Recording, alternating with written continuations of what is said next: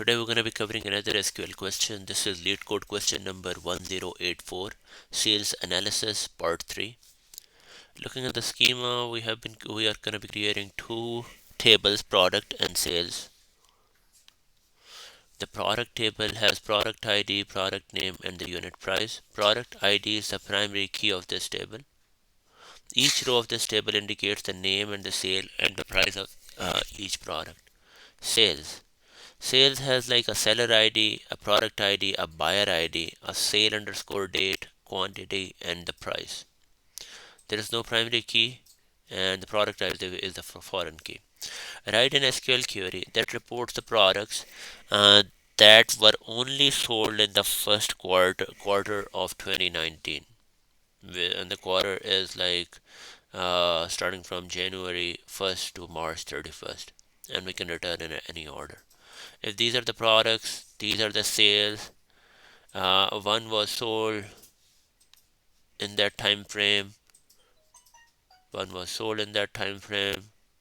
Two was sold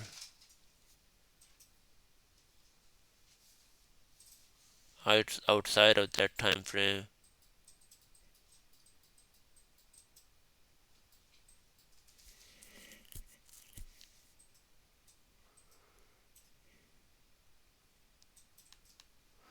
And three was sold outside of that time frame. So the one is gonna show up in the result. It feels to me that there is a typo in here in the explanation where it says that the product 2 was sold in the spring, but also sold after the spring.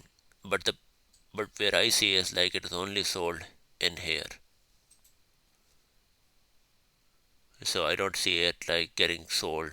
But what they are trying to tell you is like we're only gonna be outputting the products which were sold only in spring or only in that time frame. So that's it. Okay, we are selecting again. We need the why do we need both of them? So we need both of them because of this one that the product name is gonna be getting from the product.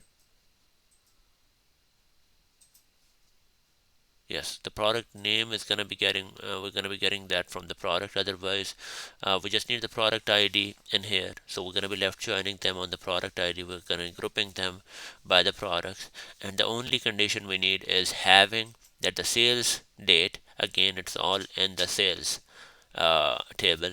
The minimum of the sales date, the minimum of the sales date is greater than equal to this date.